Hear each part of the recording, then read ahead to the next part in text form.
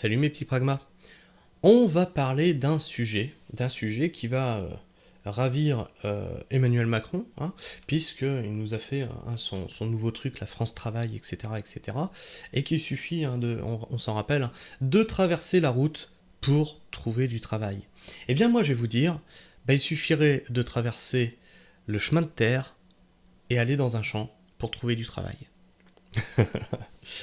Et on va parler de ça, le travail et le recours aux travailleurs détachés dans l'agriculture. L'agriculture a le plus fort taux de recours aux travailleurs détachés.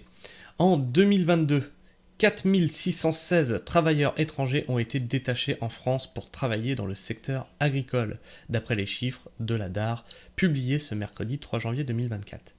Donc là, je vais juste m'arrêter là parce que j'ai 2 points quand même à traiter. Donc là, on a 4616 travailleurs qui viennent de pays étrangers pour venir travailler dans le secteur agricole. Alors, pour qui, pourquoi ? Parce qu'on n'en trouve pas en France. Les gens dans le secteur agricole, c'est un métier dur, et je suis désolé de vous le dire, mais ils veulent pas le faire. Et quand je vois tous ces commentaires qui te disent « Oui, mais la permaculture, ça permettra de créer des emplois parce qu'il faudra plus de main-d'œuvre. » Ouais. Alors celui qui dit ça, est-ce que lui, il va être volontaire pour aller travailler dans les champs, mettre les mains dans la terre, faire des journées de entre 10 et 15 heures des fois, pour gagner pas grand-chose, un SMIC. Voilà. Sachant que l'exploitant il y a des exploitants qui se payent même pas le SMIC. Voilà. Pour les mêmes horaires. Et dans l'autre cas, parce que j'ai eu beaucoup de retours dans les commentaires que j'ai vus, qui disaient oui, mais les agriculteurs, ils n'ont pas soutenu les gilets jaunes, patin couffin.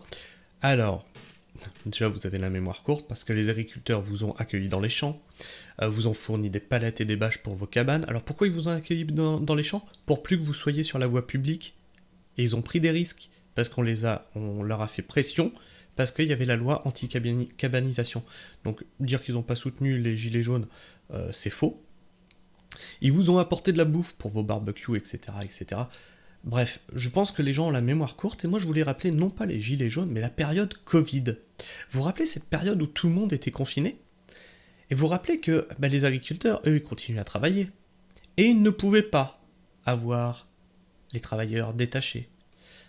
Et je me rappelle avoir vu ça passer sur les réseaux, donc c'était même pas du bénévolat, parce que ça aurait été payé, et donc il y avait une demande de qui aurait été volontaire pour venir travailler, payé, c'est pas du volontariat, dans les champs. Et là, t'avais énormément de monde qui, là, la bienveillance, elle était là, oui, moi j'y vais. Dans les grandes idées, on est bien derrière un clavier. Dans les faits, 5% des personnes signataires qui ont dit « je vais y aller » y ont été. 5%. Et j'ai vu les images.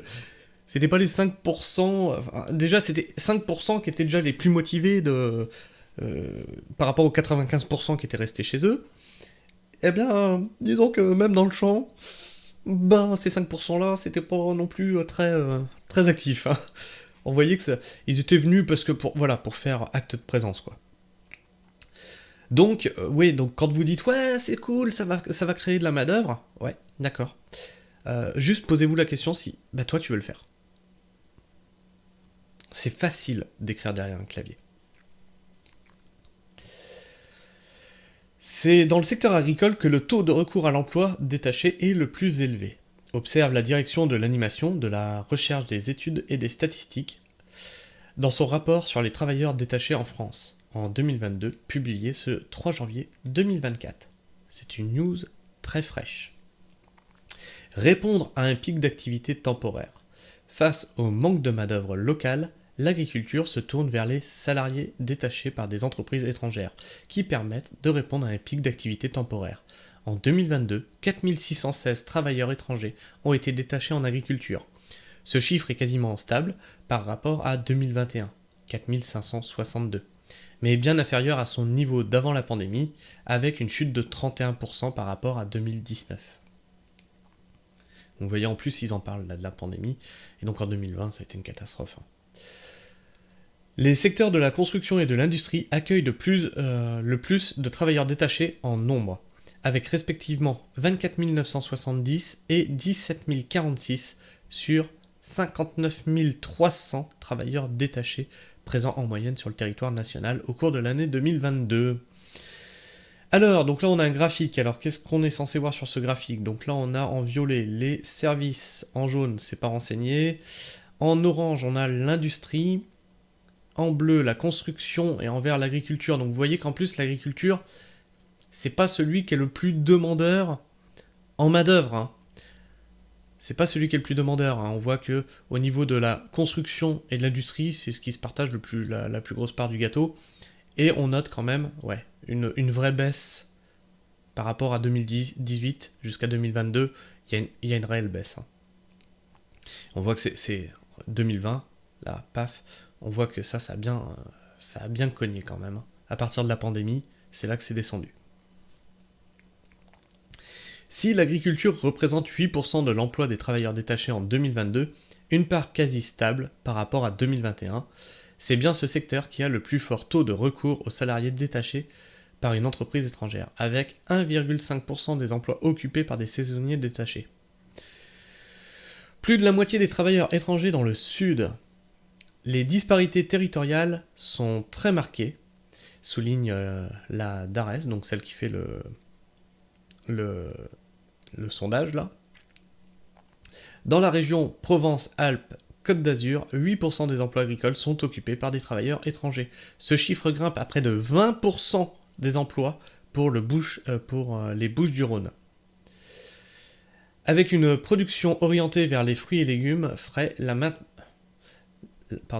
main-d'œuvre étrangère permet aux agriculteurs du département de trouver facilement des salariés pour faire face aux pics saisonniers de production. La région... Alors moi je me rappelle que quand j'étais gamin... Oui je sais, je vous parle beaucoup de ma vie. Quand j'étais gamin, comme je vous le disais, on a grandi à côté d'une ferme, on était toujours fourrés chez l'agriculteur. À partir de 13 ans, je crois, ouais c'était 12 ou 13 ans, qu'on a commencé à aller faire les vendanges avec eux. Et en fait parce que ça nous plaisait, parce qu'on était même content de le faire quoi. Et ça s'est perdu quoi. Aujourd'hui, les ados, ça préfèrent McDo, plutôt que de renouer avec le sol.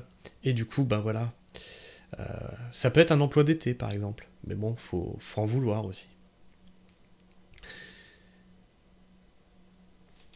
Alors nous, on faisait ça parce que ça nous plaisait. Hein. On faisait pas ça parce qu'on était payé. Hein.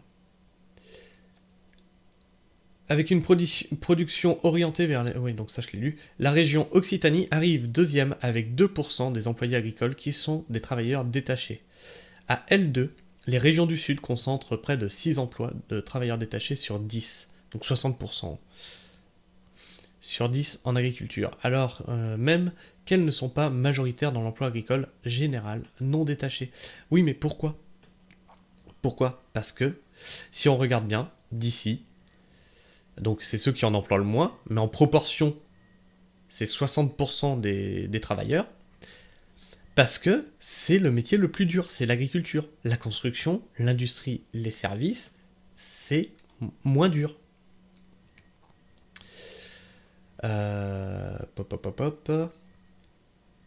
Donc j'en étais où moi ? Je suis descendu... Cette omniprésence des travailleurs détachés s'explique en partie par la proximité avec l'Espagne.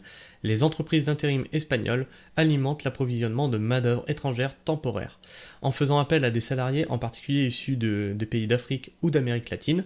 Donc là c'est marrant, hein. Là on est bien content de les trouver, les personnes qui viennent des pays d'Afrique. Hein. C'est marrant. Tous secteurs confondus, les travailleurs détachés restent majoritairement issus de l'Union européenne à 70%. Dans le milieu agricole, les travailleurs détachés restent en moyenne 114 jours en France, une période supérieure à la moyenne, tous secteurs confondus, qui est de 94 jours. L'agriculture est le premier secteur à accueillir le plus de femmes. Elle représente 15% des emplois détachés contre 7%, tous secteurs confondus. Donc vous voyez, pour ceux qui se disent « Ouais, l'agriculture c'est un monde de machos », en fait, l'industrie et le bâtiment, apparemment, c'est plus macho que l'agriculture. Si le travail détaché est apprécié pour remédier au manque de main-d'œuvre, et puis, ouais, non, allez, petit retour d'expérience. Et vraiment, on voit de plus en plus de femmes s'installer en agriculture, on voit de plus en plus de femmes être employées agricoles. On en voit vraiment de plus en plus. Et franchement, gros big up à elles, gros soutien, parce que oui, c'est pas parce que tu es une femme que tu ne peux pas faire le métier qui te plaît.